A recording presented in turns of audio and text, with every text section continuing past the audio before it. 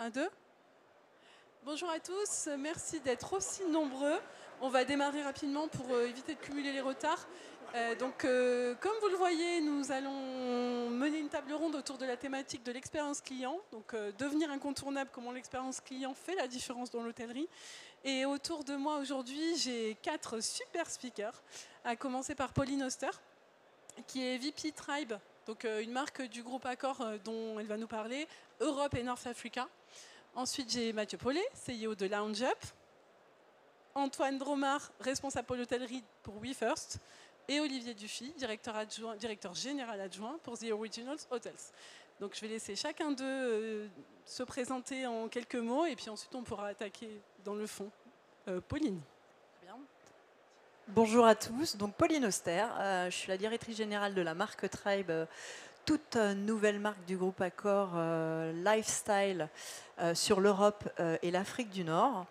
Une marque qui est tournée autour du design et de l'expérience F&B et on a une grande ambition, c'est que d'ici 5 ans, on ait un réseau de plus de 100 hôtels en Europe et en Afrique du Nord. Bonjour, Mathieu Paulet. Donc moi, je suis un des 2 fondateurs d'une société qui s'appelle Lounge Up et qui fait des logiciels pour les hôtels pour aider à gérer le parcours client, gérer la donnée client et faciliter la communication en interne dans les équipes. Voilà. Bonjour à tous, Antoine Dromard, moi je représente la société WeFirst, nous sommes opérateurs télécom basés sur le monde du B2B et je suis en charge de toute l'activité sur le pôle hôtellerie pour opérer et développer du service Wi-Fi. Bonjour à tous, je m'appelle Olivier Dufy, je suis DGA d'une coopérative hôtelière qui s'appelle The Originals Hotels, qui est une jeune marque qui a 5 ans, même si la coopérative elle est plus ancienne, elle a 57 ans, vous connaissiez peut-être les anciennes marques Relais du Silence, Interhotel. Voilà, The Originals est né de la fusion de 5 marques dont ces 2-là. On a aujourd'hui 350 établissements en France et sur quelques pays d'Europe. Et on fédère donc des indépendants avec tous les services d'une grande chaîne hôtelière. Merci à tous.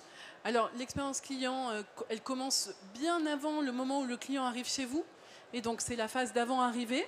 Et notamment, ça commence par la phase inspirationnelle. Olivier, est-ce que vous pouvez nous indiquer à quel moment commence le parcours client, finalement, avec The Originals ? Alors c'est difficile de savoir à quel moment le parcours commence parce qu'il peut peut-être commencer aujourd'hui en vous présentant cette marque que vous connaissez peut-être pas. C'est peut-être ça le début aussi de l'expérience. Plus sérieusement, nous on travaille beaucoup la dimension réseaux sociaux.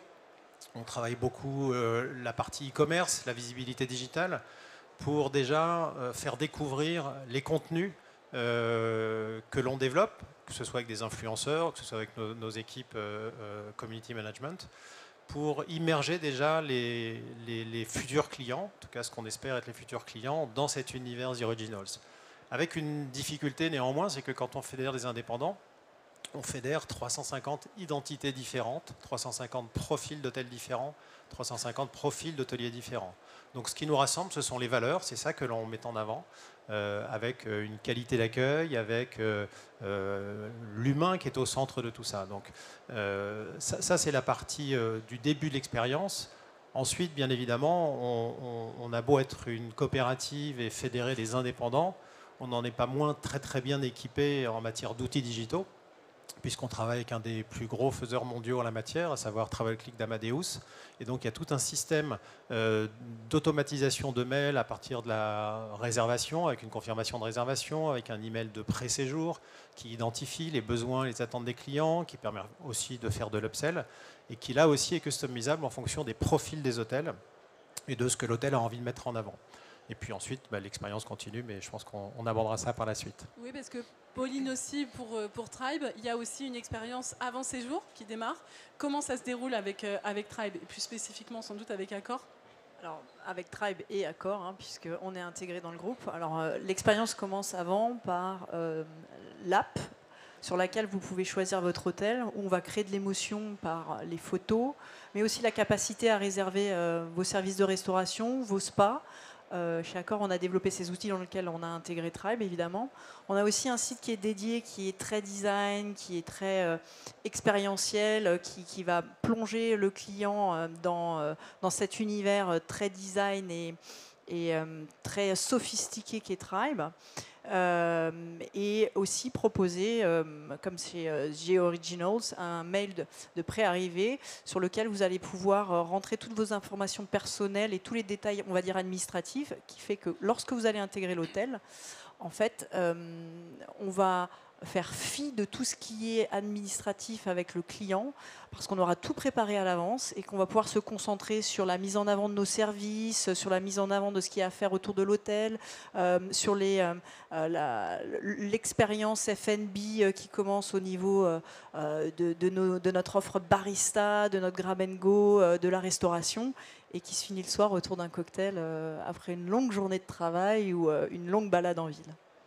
Alors, avant de donner la parole à Antoine pour montrer comment c'est faisable de mettre tout ça en musique techniquement parlant, Mathieu, est-ce que tu peux rebondir sur ce que vient de dire Pauline, puisque là on est sur le cœur de ton activité, en tout cas sur une partie de ton activité.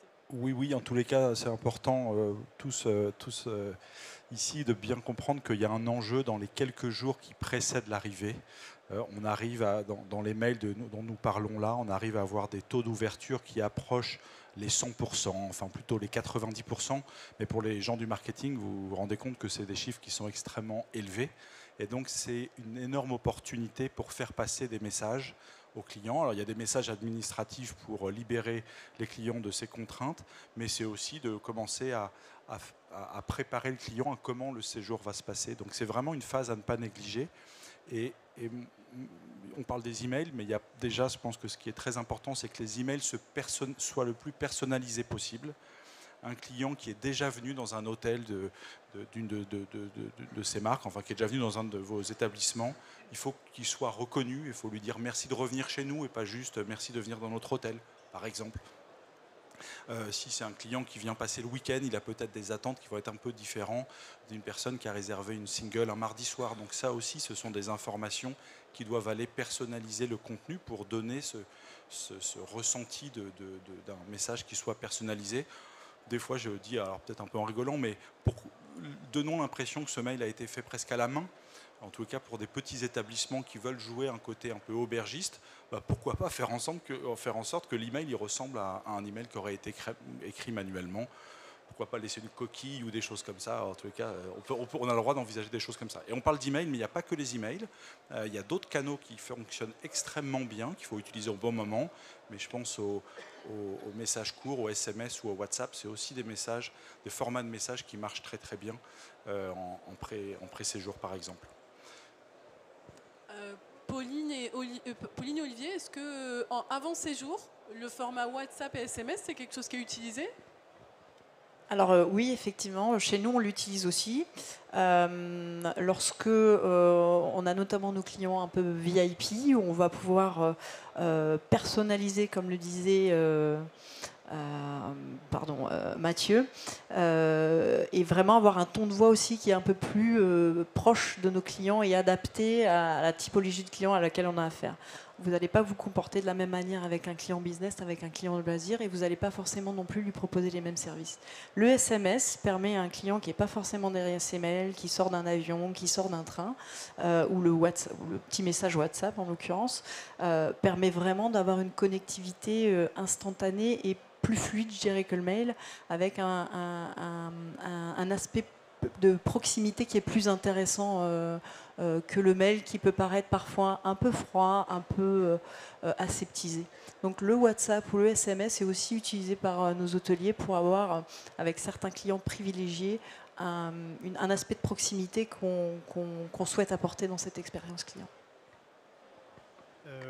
Oui, le SMS est utilisé par certains hôteliers, et certains hôteliers vont même un peu plus loin, mais parce que ça correspond à l'ADN de la marque aussi, c'est carrément d'appeler les clients.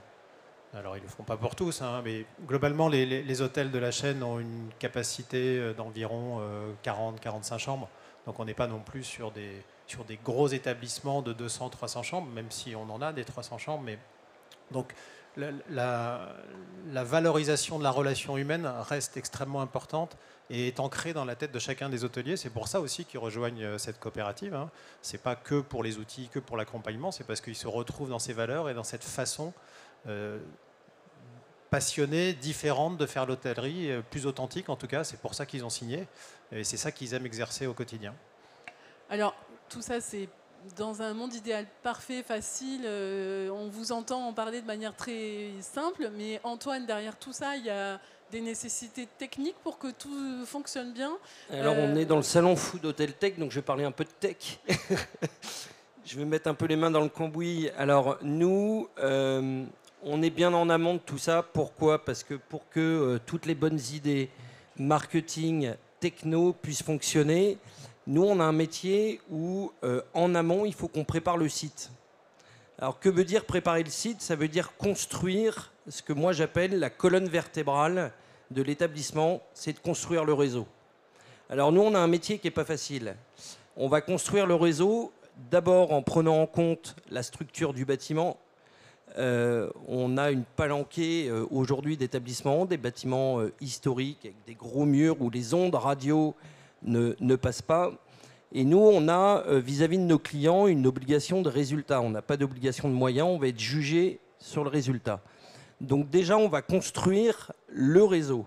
Et pour construire le réseau, donc il y a d'abord le bâtiment, s'assurer que à tous les endroits de l'hôtel, le client, pour son expérience client et son parcours, puisse avoir la meilleure connectivité. Alors, et après, ça, Antoine, ça c'est pendant le séjour. Mais en amont du non, séjour. en amont. Okay. En amont. Donc les envois d'emails, d'SMS, etc., dont on vient de parler, qu'on vient d'évoquer, ou l'expérience de réservation, elle est liée à cette qualité de réseau dans l'hôtel ? Là, ça va se faire en amont, puisqu'on va envoyer à des clients qui sont plutôt chez eux au moment de la réservation.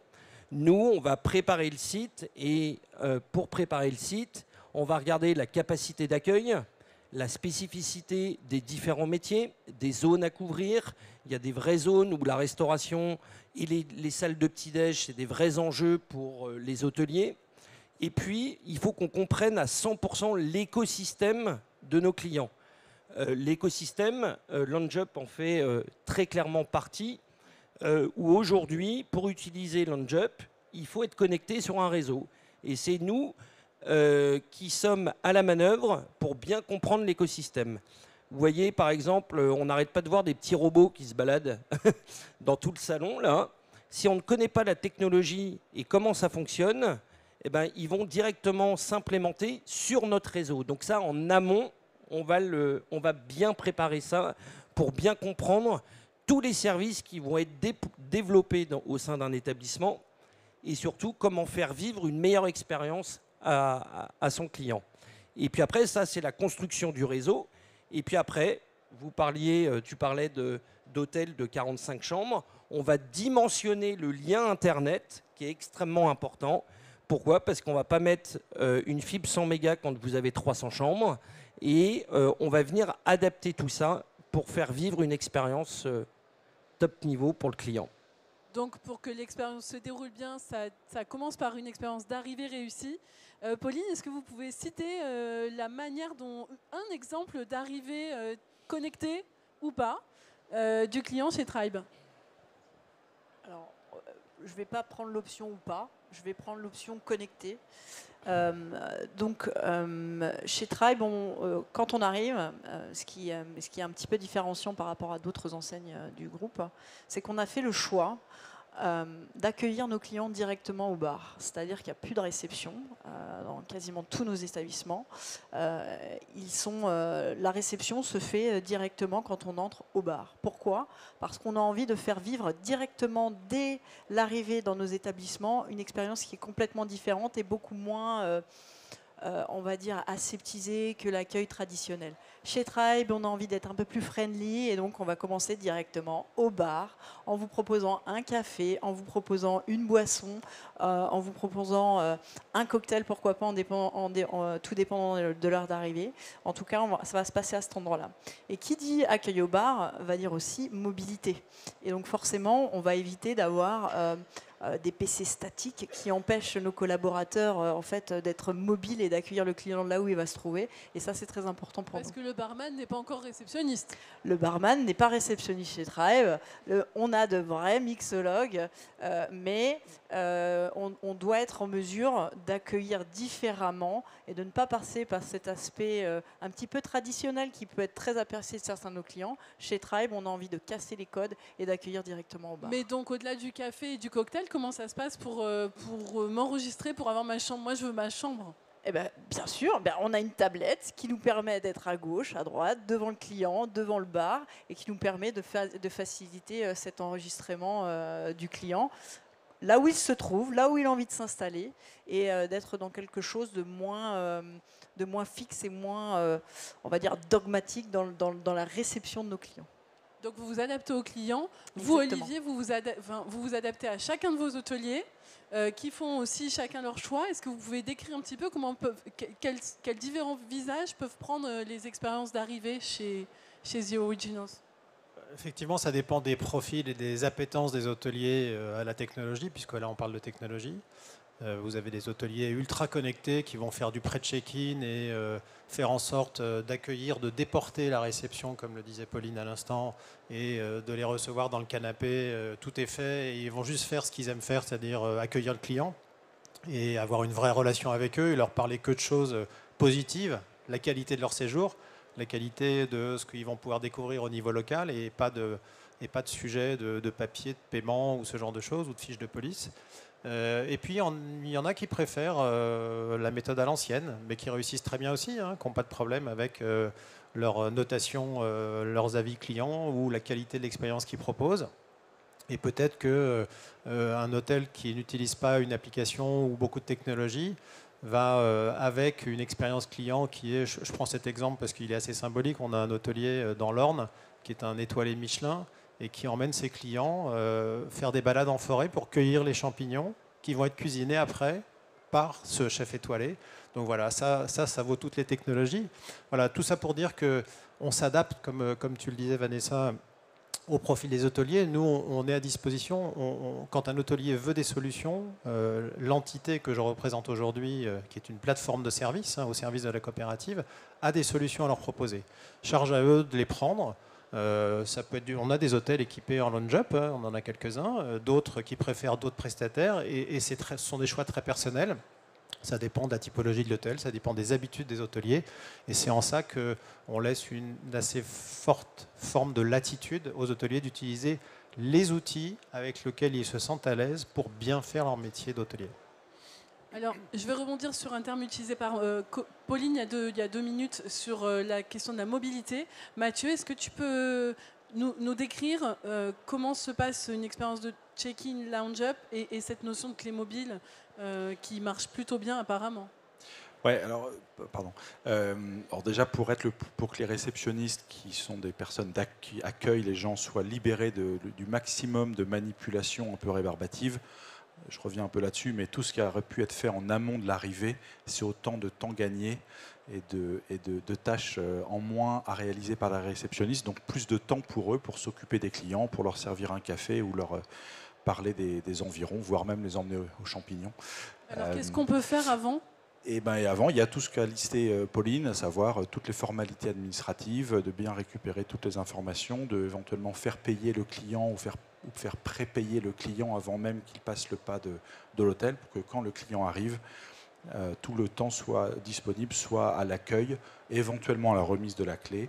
Dans certains cas, il n'y a même plus de clé et la clé est dématérialisée sur le téléphone. Ça reste un cas encore pas si courant, mais ça vient de plus en plus et on se rend compte qu'il y a une prise par les clients, par les guests, qui est très élevée, pour peu que ça soit bien amené, bien présenté. Les clients sont très sensibles à ça. En fait, si on sort un peu de notre petit monde de l'hôtellerie sur lequel on est tous très concentrés et qu'on regarde dans d'autres industries, c'est de plus en plus courant que la clé du bureau, que la clé de la voiture de location soit dématérialisée. Donc c'est pas débile de penser que la clé de l'hôtel aussi soit dématérialisée. Ça ne change pas le métier en soi de l'hôtellerie et de l'hébergement, mais c'est juste retirer cet aspect physique de la clé qui n'est pas toujours pratique. Nous, nos expériences sur ce sujet, là où il y a le plus de succès, c'est sur les hôtels avec une durée de séjour relativement importante, c'est-à-dire des hôtels où les clients sont amenés à rentrer, sortir de leur chambre plusieurs fois. Et ben là, le fait d'avoir la clé sur son téléphone plutôt que d'avoir une clé dans sa poche, une clé physique, ça marche extrêmement bien. Les hôtels, on arrive à 22 h et on repart à 7 h du mat, et qu'on est à peine passé dans la salle du petit déjeuner, bah c'est un peu moins d'intérêt. En tous les cas, c'est notre retour d'expérience au printemps 2024. Les choses bougent vite dans ce domaine, donc si on en reparle dans quelques années, je pense que ça sera devenu une habitude et on sera presque surpris d'avoir une clé physique. Et ça sera peut-être un bon coup marketing de jouer de sa clé physique, mais on n'y est pas encore. Une question pour tous peut-être. Est-ce que vous avez le sentiment que la clientèle business aujourd'hui attend une expérience d'arrivée différente de la clientèle loisir? Alors, je pense qu'il y a beaucoup de gens dans la salle qui, comme moi, vont à l'hôtel pour le loisir, mais aussi pour le business. Moi, j'attends de la fluidité, une ergonomie hyper simplifiée, que ce soit facile, efficace, rapide. On a des agendas qui sont souvent surbookés et il n'y a rien de pire, et je suis sûre que vous l'avez tous expérimenté quand vous étiez en déplacement professionnel, d'arriver à une réception, de voir 2 clients et ça met 5 minutes, ça met 10 minutes, ça met 15 minutes. Et vous avez juste envie de récupérer votre chambre ou de vous installer quelque part pour faire une call, un meeting. Et donc, le fait d'avoir préparé le séjour via un early checking, le fait d'avoir une carte qui peut être dématérialisée pour accéder à les chambres, pour un client business, c'est hyper important. Le client loisir, lui, va aller chercher autre chose. Il va aller chercher de la connexion, de l'information, de l'émotion. Le business, il veut que ce soit efficace et qu'il y ait une charge mentale sur toute cette partie ergonomique, administrative, qui lui soit déchargée parce qu'il n'a pas le temps. Il a besoin de se concentrer sur sa vie professionnelle, ses rendez-vous.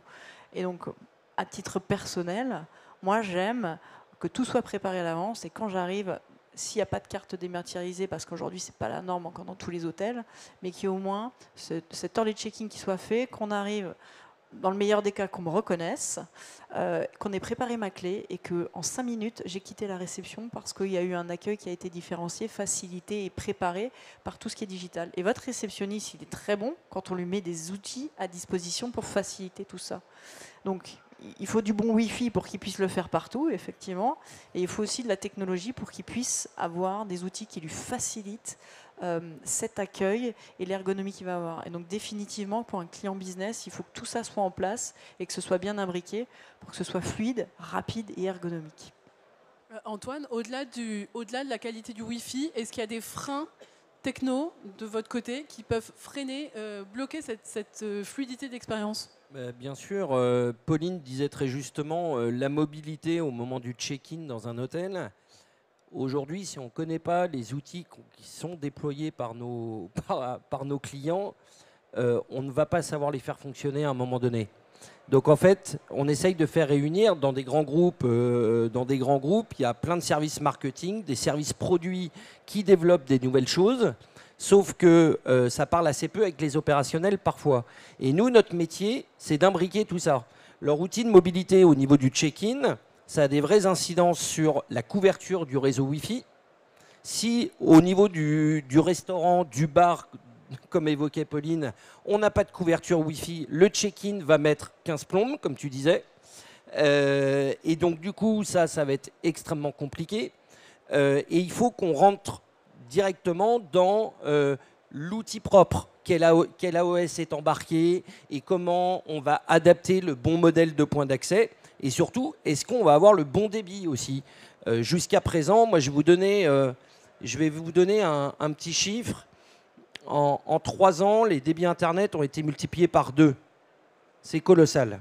Nous, on est opérateur télécom, on a un cœur de réseau, on voit tout ce qui se passe à l'instant T. Et les débits, typiquement, l'expérience client que les hôteliers veulent faire vivre à travers des outils digitaux, ça passe sur ce réseau-là. Donc ça veut dire qu'il y a encore 3 ans, un hôtel moyen disposait d'une fibre optique à 100 mégas. Aujourd'hui, on est quasiment au 1 giga. Pourquoi? Pour faire fonctionner à la fois les outils métiers qui vont faire améliorer l'expérience client et répondre aux nouveaux besoins du client qui consomme de plus en plus d'Internet. Et Antoine, il y a un autre sujet qui moi personnellement m'agace et je pense que c'est partagé par tous autour de la table. C'est le moment où on veut se connecter au Wi-Fi et où on est obligé encore aujourd'hui régulièrement de rentrer son nom, son email, bientôt sa date de naissance. Comment on facilite cette expérience-là? On facilite. Nous, on a un rôle de conseil vis-à-vis de nos clients. On a encore beaucoup de clients qui nous disent « Moi, je veux une connexion par adresse email » pour des questions marketing, en pensant qu'ils vont récupérer l'adresse mail et qu'ils vont pouvoir en avoir une utilisation marketing. En fait, moi, je vais vous dire, quand on me demande mon mot de passe, mon adresse mail, je mets kiki@yahoo.fr. Donc, je suis sûr de ne pas recevoir de mail. Donc, en fait, c'est jamais exploité. Ce que veut un client aujourd'hui, et on travaille avec des groupes, pour vous donner un ordre d'idée, un groupe, vous allez à Marseille, vous allez à Lyon, systématiquement, moi, mon ordinateur, il est connecté systématiquement au nom du réseau. Donc, j'ai le nom de réseau directement dans ma liste. Donc, je n'ai pas besoin d'aller, souvent les noms de réseau, vous savez, vous avez le nom de réseau du restaurant en bas, de l'immeuble d'à côté avec toutes les boxes, là, donc il faut aller chercher le nom de réseau. Donc, en fait, on simplifie. Et en fait, vous arrivez sur un portail d'accès, et le portail d'accès, on se connecte directement. Sur un plan législatif, on est bon puisque ça valide automatiquement les CGU et ça fait partie de l'expérience client. Ok, alors on va avancer un petit peu. Maintenant, le client est arrivé chez nous, on passe à l'expérience de séjour. On n'a pas rappelé dès le départ, mais ce qu'on attend d'une expérience hôtelière de base, l'expérience basique et non pas comment devenir incontournable, mais l'expérience basique, c'est un bon lit, une chambre propre, du personnel souriant, de l'eau chaude, un Wi-Fi correct, voilà, qui nous permettent de streamer éventuellement. Au-delà de ça, une fois que je suis sur place pendant mon séjour, Olivier, qu'est-ce que je peux attendre d'intéressant en termes de valeur ajoutée chez The Originals, en termes d'expérience, une fois que je suis sur place? Effectivement, il faut d'abord que le contrat soit rempli, mais je pense que si quelqu'un veut être hôtelier et qu'il n'est pas en mesure de remplir ce contrat, peut-être qu'il faut aller vers d'autres métiers. Dans les hôtels The Originals, ce qu'on essaie de proposer, c'est de faire en sorte que l'hôtelier soit un vrai relais, un mini-office du tourisme local. C'est-à-dire que je parle notamment pour les clientèles loisirs, qui ont pour le coup le loisir d'aller à l'extérieur et d'expérimenter ce qui peut se passer d'intéressant en termes local. C'est conseiller les bons artisans, les bons coins à visiter, les bons restaurants, les chemins à prendre avec un vélo ou ce genre de choses. C'est également, et ça c'est de façon plus anticipée, de proposer des packages expérientiels. J'en ai cité un sur les champignons, il y en a plein, sur la découverte du vin, sur le bien-être, sur la restauration, sur des expériences romantiques. Voilà, et chaque hôtelier a le loisir de créer son propre package expérientiel. Après, nous, ce qu'on lit beaucoup dans les avis clients, c'est la qualité de l'accueil et de la relation que les gens ont pu connaître sur place. Et ça, c'est vrai que ça n'a pas de prix. C'est aussi ça ce qui fait notre valeur centrale. Et c'est ce qu'on retrouve beaucoup. Ce n'est pas tellement des services qui s'empilent, aussi bien soit-il. Ce n'est pas ça que nos clients viennent chercher. Et c'est pour ça qu'il y a des typologies d'hôtels différentes. Et c'est très bien. Comme ça, il y en a pour tous les goûts. Mais nous, c'est plutôt ça dans l'expérience que les gens viennent expérimenter, et ce dont ils parlent d'ailleurs. Donc c'est l'hospitalité et des ambassadeurs de destination, si je dois résumer. Pauline, vous axez aussi beaucoup, vous, de votre côté, sur la scénographie, le design. Il y a toute une expérience dans l'hôtel en lui-même.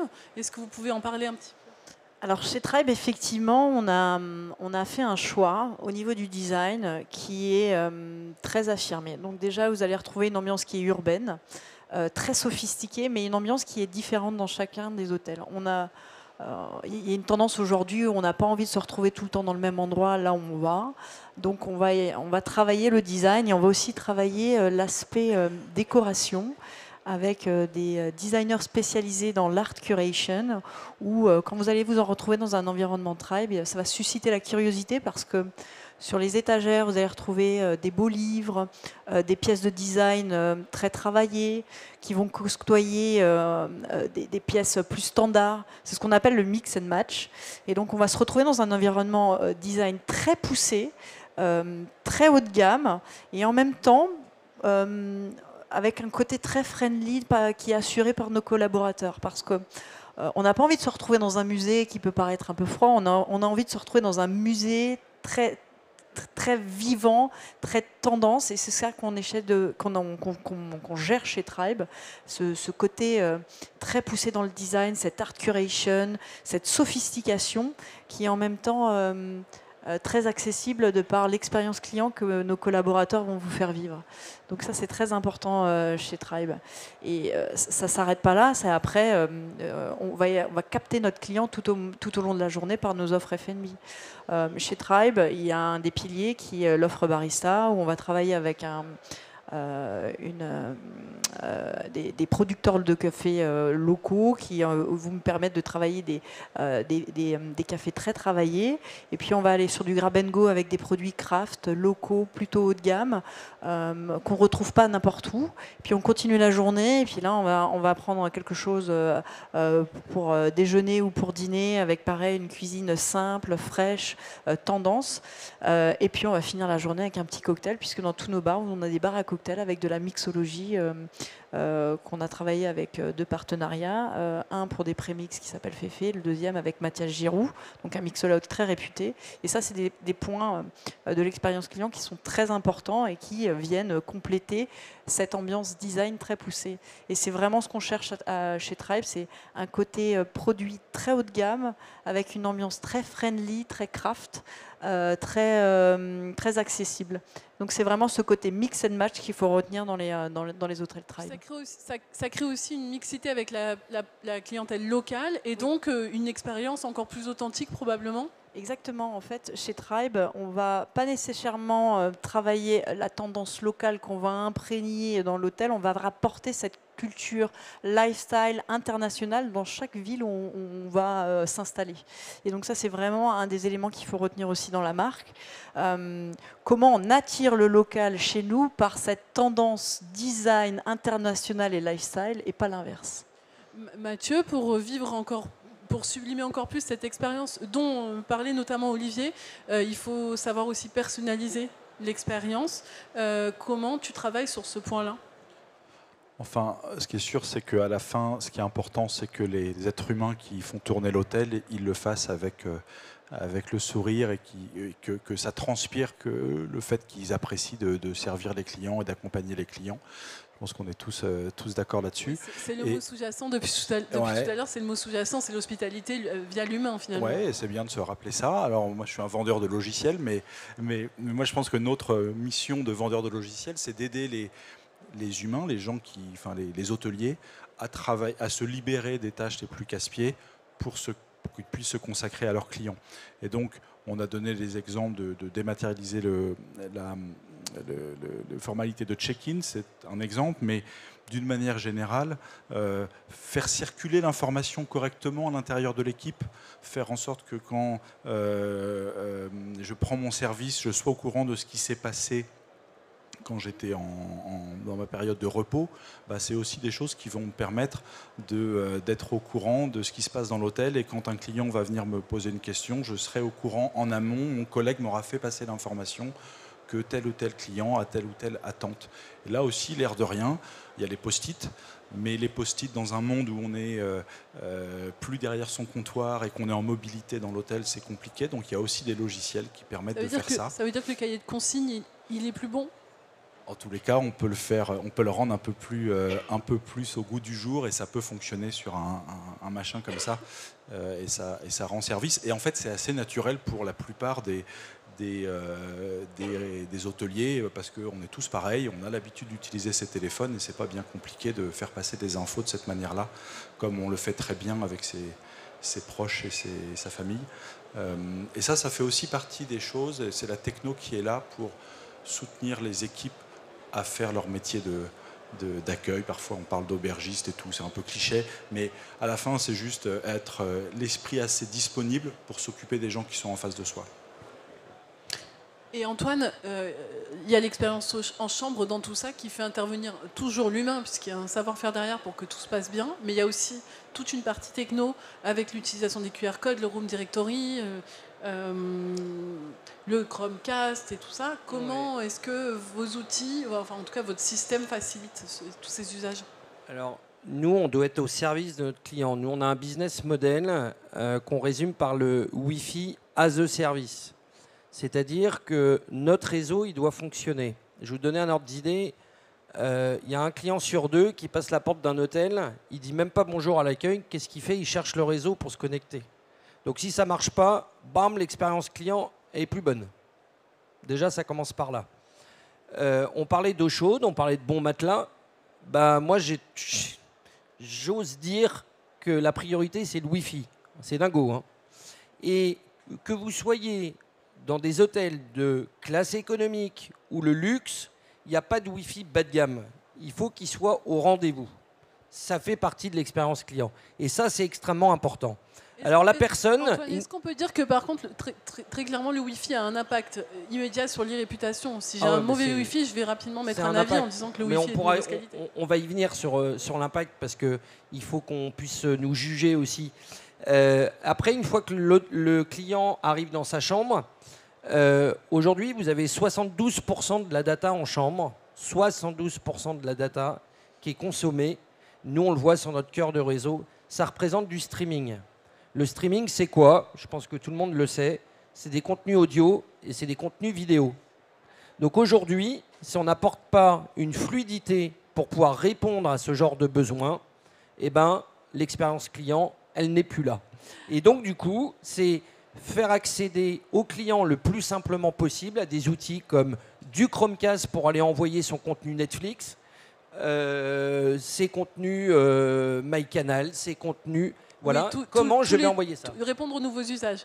On va devoir légèrement accélérer puisque, vous le savez, on a commencé en retard. On ne va pas finir beaucoup plus tôt que prévu. Par contre, on avait abordé ensemble une partie sur la formation des équipes. Je pense qu'on ne va pas pouvoir beaucoup focaliser là-dessus.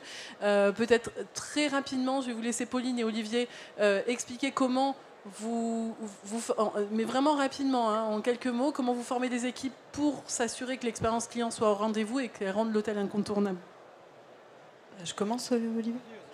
Alors, très rapidement, on a la chance dans le groupe Accor d'avoir ce qu'on appelle une académie Accor, dans laquelle on va pouvoir former non seulement nos collaborateurs hôtels, mais aussi sièges. Et, qui dit groupe Accor et intégration de Tribe dans cet univers, dit aussi accès à des dizaines d'expertises très poussées. Et chaque département fait en sorte d'assurer la transmission des dernières informations, dernières technologies, dernières tendances via des e-learning, via des formations in situ, via les TEDx, etc., etc. Donc c'est quelque chose de très complet de par la structure du groupe. Olivier? Oui, très rapidement, on a aussi une académie, c'est hyper original. Avec plus de 30 modules qui accompagnent les hôteliers sur tous les sujets de leur quotidien. Depuis comment bien faire un petit déjeuner, bien le présenter, bien le sourcer, jusqu'à comment accompagner une femme de chambre pour faire son métier de façon moins difficile, parce qu'on est très engagé aussi en matière de RSE, des formations sur la techno, des formations sur le management des nouvelles générations. Je dois recruter des jeunes, comment ça se passe, comment je dois les prendre, comment je dois éviter ce choc de plus en plus flagrant entre les deux. Voilà, il y a plein sur les réseaux sociaux, sur le marketing, sur la stratégie tarifaire, enfin bref, tous les métiers possibles et imaginables. Et j'imagine sans me répondre parce qu'on va devoir avancer, mais j'imagine que vous incluez aussi la manière de répondre à un SMS vs la manière de répondre à un email. C'est aujourd'hui une thématique sans doute. Exactement, on travaille ça avec nos équipes marketing. Alors on va aborder la notion de l'après-séjour, on va balayer rapidement la notion d'e-réputation dont on parle chaque année sur Food Hotel Tech. Par contre, comment est-ce qu'on poursuit l'expérience après séjour? Je vais peut-être commencer par Mathieu. Est-ce que tu peux évoquer la notion d'après-séjour? Comment ça se passe quand on est connecté avec LoungeUp? Oui, avec LoungeUp ou autre. Mais en tous les cas, comme en amont, il faut, je pense, faire en sorte de ne pas griller ses cartouches avec les clients et donc leur écrire que si c'est pertinent et leur faire passer des messages pertinents. Moi, je reçois souvent 4 emails après avoir séjourné quelque part. Hein. Ouais, bah voilà, c'est casse-pied. Et donc faut éviter, mais puis surtout de recevoir si tu vas en voyage au Japon. Voilà, tu vas en voyage au Japon, t'as pas forcément, c'est ton voyage de l'année ou le voyage d'une vie, tu n'as pas forcément besoin de recevoir des promos pour les vacances de Pâques qui arrivent dans 2 mois, parce qu'en fait la probabilité que tu retournes, elle est très faible, voire nulle. Donc il faut pouvoir s'adapter sur les messages post-séjour aussi au type de clientèle à qui on s'adresse et pouvoir détecter grâce à de la donnée maîtrisée des segments de clients et d'envoyer des offres et des messages qui soient adaptés en fonction de cette typologie de clientèle. Et par contre, si tu es une Française qui est allée au Japon, pour ne pas parler de l'inverse, qui est plus courant pour nous autres, peut-être qu'il faut dire, si tu as des copains qui veulent venir au Japon, recommande mon hôtel, mais le message va être adapté.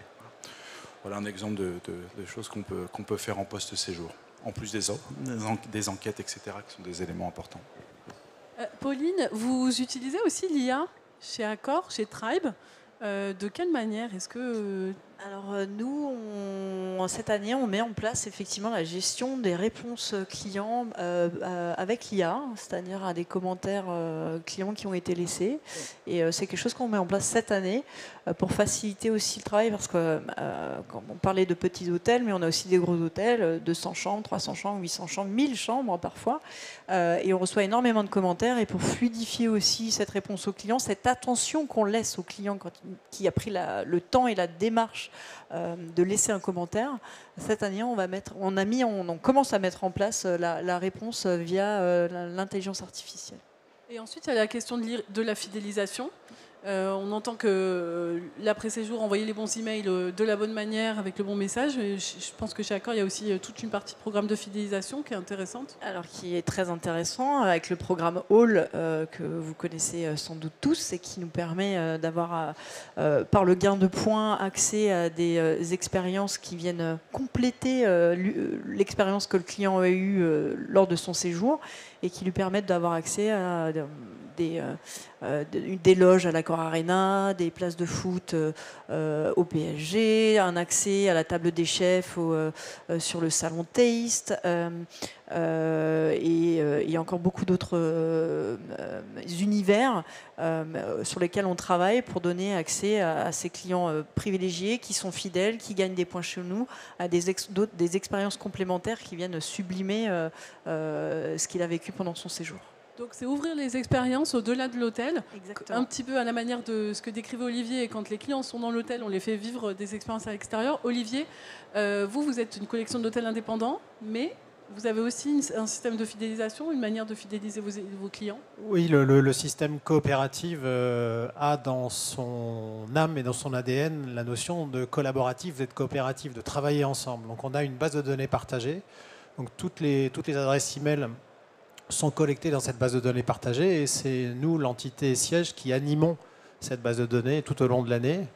On envoie beaucoup d'emails, mais en faisant très attention à qui on les envoie. On envoie des emails aussi en fonction des catégories de nos hôtels, puisque je ne l'ai pas dit, mais on a 6 catégories différentes, du plus haut de gamme jusqu'à l'entrée de gamme. Donc on cible nos clients en termes d'emails pour les tenir au courant de différentes offres, d'évolutions, d'hôtels qui sont mis à la une pour diverses raisons. Parce qu'il y a une opération régionale, parce que c'est les grandes marées et que c'est un moment exceptionnel à voir et qu'on va mettre en avant quelques hôtels qui sont bien placés pour les grandes marées, ce genre de choses, donc très axé local. Et puis on a un programme de fidélité également. Alors on n'a pas la puissance d'Accor, mais il se défend pas mal, notre petit programme de fidélité aussi, il est bien suivi. Et c'est ça aussi qui fait la régularité des contacts avec des gens qui sont déjà venus. Et puis comme je le disais en amont, et puis parce que l'expérience client est une boucle que l'on doit espérer sans fin, c'est aussi travailler les réseaux sociaux, continuer à les travailler, demander aux clients le plus possible de produire du contenu, le fameux UGC, pour qu'ils racontent leur expérience. Donc on se sert de tout ça pour entretenir la relation avec nos clients. Oui, parce que le partage d'expérience est un moment d'inspiration pour les futurs clients. Donc, on l'aura compris, l'expérience client, c'est une expérience à 360. Je vais vous demander à tous de donner un mot de conclusion, peut-être du coup répondre à la question, comment est-ce qu'on devient incontournable, comment l'expérience client fait la différence. Et ensuite, on laissera, j'espère, la place pour une ou deux questions de la salle, même si on a dépassé le timing. Mathieu. Merci. Merci pour le mot de la fin, c'est sympa ça. Si on n'a pas abordé un sujet et que tu veux conclure sur ce sujet. Non, mais moi je veux réinsister sur le fait que la technologie et tout ce que vous voyez là, c'est pas simple de s'y retrouver, mais voyez ça comme des outils pour aider le personnel à mieux travailler, à être plus efficace et donc à mieux servir les clients. Et donc c'est l'objet d'un salon comme ça, de trouver des outils qui vont vous aider à travailler plus efficacement. Et in fine, à rendre l'expérience plus agréable. Alors moi, je vais conclure en disant qu'on devient incontournable en créant de l'émotion, en s'assurant que la surprise, quelque chose d'exceptionnel pour le client en termes d'expérience. Et je pense que quand on assure ça, que ce soit aidé ou non par la tech, on s'assure d'être incontournable en termes d'expérience client. Antoine, moi, sachant Antoine que on n'a pas dit, mais le Wi-Fi est vu systématiquement comme un centre de coût. Non, mais c'est pas comme un centre de coût. Nous, on a un seul juge de paix parce que nos clients nous diront jamais c'est super, j'ai eu un super Wi-Fi. Ça, je vous le dis. Je vous le dis. Par contre, quand ça marche pas, on nous le dit. Et donc, nous, on n'a pas beaucoup d'ego parce qu'on fait notre métier qui est pas facile et on essaye de bien le faire. Nous, on regarde la notation de la note booking, excusez-moi, mais effectivement, dans la sous-note, en dessous de la note générale, il y a la note booking Wi-Fi. Et donc, le juge de paix, pour nous, il est là. Il est vraiment là. Et en fait, on s'aperçoit que quand notre service est dans un hôtel, on remarque systématiquement qu'on a la meilleure note booking. Alors, voilà. Après, c'est des relations avec le client. Et moi, je vais terminer sur l'expérience au-delà de la techno. J'aime bien employer ce terme-là. Quand j'étais un peu plus petit, j'allais à l'hôtel avec mes parents et à chaque fois que j'arrivais à l'hôtel, j'avais un espèce d'effet waouh. Waouh. Pourquoi ? Parce que j'avais un meilleur lit qu'à la maison, j'avais de la meilleure techno qu'à la maison. Et aujourd'hui, les gens ont tendance à avoir mieux chez eux. Et l'enjeu de l'expérience client et l'enjeu des hôteliers avec l'accompagnement des fournisseurs comme nous, c'est de remettre, pour moi en tout cas, cet effet waouh quand on va à l'hôtel. Voilà. Bien vendu. Hein. Moi, j'aurais tendance à dire en conclusion que l'expérience client, au global, c'est un mot très très vaste. Au-delà du contrat de base dont on a déjà parlé, et encore une fois, il faut absolument le respecter, mais il y a des millions d'expériences clients différentes. Et l'idée, justement, c'est d'avoir cette capacité d'empathie, d'écoute, de relation humaine pour faire en sorte que mon expérience client, telle que moi je la conçois, elle soit bien vécue dans mon séjour. Ça ne sera pas la même que celle d'Antoine, pas la même que celle de Pauline, ou pas la même que celle de Mathieu ou de Vanessa. Donc, les outils sont là, ils sont indispensables. Le bon matelas est là, il est indispensable. Mais l'écoute du client et lui permettre d'accéder à quelque chose qui sera unique. Alors, unique ne veut pas dire extraordinaire, formidable, j'y penserai jusqu'à ma mort, mais en tout cas différent de tout ce que j'ai pu vivre. Et ça, cette authenticité, cette déstandardisation, nous, on a la chance, et les journalistes, que ce soit natif chez nous, c'est notre ADN, hein, depuis 1967 et la naissance de la coopérative. On travaille ça, on le cultive, et c'est ce qu'on souhaite continuer à faire. Merci. Ne passez pas par Booking, en direct, c'est beaucoup moins cher. Appelez les hôteliers directement. Est-ce qu'il y a des questions ? On va en prendre une, deux max. Hein. Là-bas, il y en a une. Je vais amener le micro. Guilain, on a commencé avec du retard. C'était pas de notre faute. Bonjour, Julia Luxac-Oujo, Tom.travel. On a effleuré un sujet qui est la donnée. Antoine, vous avez dit que beaucoup de gens ne mettent plus leur adresse email, sauf que parfois c'est le seul moyen d'obtenir des informations sur le client de l'hôtel. Comment on fait aujourd'hui pour justement obtenir des informations sur les clients, pour in fine fidéliser, lui donner envie de revenir et améliorer l'expérience client et rentrer dans ce cercle vertueux. Voilà, c'est une question pour tout le monde. Ouais, alors moi, c'est pas mon métier. Moi, je vais essayer de fluidifier ça. Il y a un moyen simple, c'est que le portail d'accès du Wi-Fi soit directement lié avec l'outil PMS. C'est-à-dire que si vous êtes identifié au moment de la réservation avec votre adresse email, vous ne pourrez vous connecter sur le portail d'accès qu'avec cette adresse email. En revanche, si on vous demande une adresse email sans être connecté à l'outil PMS, vous pouvez renseigner n'importe quelle donnée. Nous, c'est important, nous, c'est pas notre métier, en tout cas, c'est de mettre au service des hôteliers les moyens qui vont leur permettre, c'est plus le métier de Philippe pour récolter de la donnée. De Mathieu, pardon. Mais en tout cas, nous, on va mettre tout en œuvre pour simplifier la récupération de ces données-là. Mais après, c'est des outils à développer, comme LoungeUp en l'occurrence. Mathieu. Oui, rapidement, mais en fait, là, on a déroulé tout le parcours client, avant, pendant, après. Tous ces moments d'interaction client, que ce soit en format digital ou en format physique, ce sont des moments de captation de la donnée, d'enregistrement de quelques données, soit des données qu'on n'avait pas, des données de base, des coordonnées, etc. Mais parfois, c'est des préférences. La techno peut être un peu intelligente ou maligne, c'est à la mode de dire intelligente, mais pour compiler la donnée, essayer de donner du sens aux informations qui ont été capturées. Mais sur la donnée, à nouveau pour revenir sur l'expérience client, bien sûr elle est intéressante derrière pour faire des actions de reconquête client, mais la donnée client elle est aussi hyper utile pour les opérateurs, pour les réceptionnistes, de savoir à qui ils ont affaire et savoir que tel client il a telle ou telle préférence, que ce client il est déjà venu à l'hôtel ou dans un hôtel du groupe et qu'il n'était pas content la dernière fois mais qu'il revient, bah ça c'est hyper utile parce que il va falloir se démener pour que cette fois-ci il ressorte de l'hôtel satisfait. Donc en fait la donnée client c'est la captation à toutes les étapes et un traitement, mais c'est surtout la restitution aux équipes pour pouvoir à nouveau travailler un peu plus intelligemment, humainement. Y a-t-il une dernière question ? Guilain. On n'a pas abordé un sujet, c'était le sujet de reconquête client, qui aussi est un sujet primordial en termes d'expérience, mais allez, ça sera la dernière. Bonjour, Vigrad, Société POMI. En fait, on parle de l'expérience client et aujourd'hui, on parle aussi pas mal des questions RSE dans les hôtels. Donc, je me posais la question, en fait, de quelle manière, en fait, ces questions RSE pouvaient impacter de manière positive ou négative l'expérience client dans les hôtels. Alors, je vais me permettre de répondre.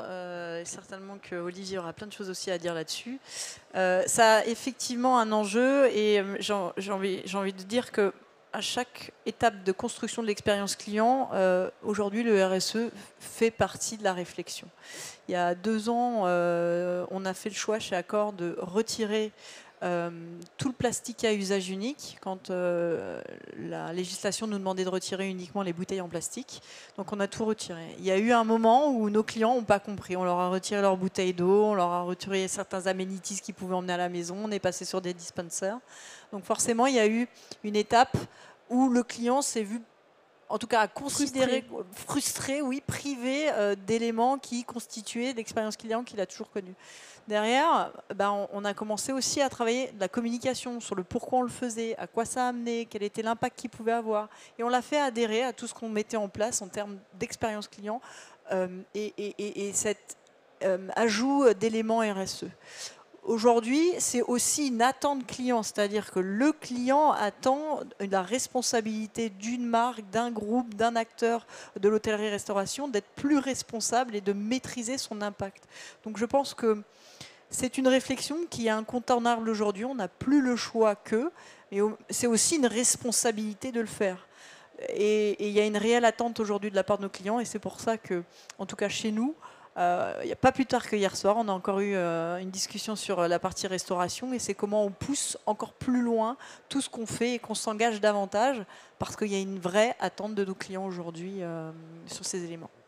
J'ajoute une question subsidiaire, c'est est-ce que c'est pas au même type que le Wi-Fi, quelque chose que le client attend de base et que c'est plutôt que si vous ne le faites pas, vous serez pénalisé en termes d'irréputation potentiellement ou de fidélisation, mais que si vous le faites, c'est normal? Alors oui, pas pour tous nos clients aujourd'hui. Alors pour le coup, le Wi-Fi, ça, je peux confirmer ce que disait Antoine. Là, pour le coup, on est attendu et certainement. Mais en tout cas, c'est une tendance qui le deviendra assurément. Olivier ? Oui, il y a plusieurs choses dans la RSE. Nous, on y est engagé depuis un petit moment et on est engagé RSE AFNOR. On accompagne le réseau, mais on se forme aussi nous-mêmes, entité, plateforme de services, pour accompagner correctement notre réseau. Il y a plusieurs sujets dans la RSE. Il y a le sujet moral, on va dire, de s'engager pour la planète et la responsabilité sociétale de chaque entreprise de faire ce qu'il faut pour que les choses aillent mieux. Et puis il y a aussi une raison purement, j'allais dire bassement business. C'est-à-dire que si vous n'êtes pas engagé dans la RSE, vous passez plus sur les appels d'offres, sur les grosses plateformes qu'on appelle les HBA, les plateformes business de réservation. Est-ce que vos hôtels sélectionnés font quelque chose en RSE? Non, circulez, il n'y a rien à voir. Donc, ne pas être sur une démarche RSE, c'est se disqualifier du marché à très court terme. Le marché business, on y est déjà. Hein, tous demandent des preuves d'engagement RSE. Sur le marché loisirs, il y a des exigences. C'est-à-dire que les gens sont capables de vous mettre une mauvaise note parce qu'ils ont encore trouvé un bout de plastique ou parce qu'il y avait un set de table en papier ou ce genre de choses. Mais en même temps, sont les premiers à prendre des bains, à laisser les fenêtres ouvertes avec le chauffage allumé et à faire tout le contraire de ce qu'ils disent. Mais ça va venir quoi qu'il arrive. Donc c'est pour ça qu'il faut prendre ce sujet à bras-le-corps. Et nous, bien sûr, la RSE n'est pas un sujet en soi. Ça transpire sur toutes les activités, hein, toutes, sans aucune exception. Et c'est un vrai enjeu des années à venir. Donc on y est très, très attaché. Ouais. Merci à tous les quatre, merci à tous. Et place à Guilain, restez là ou partez pas loin.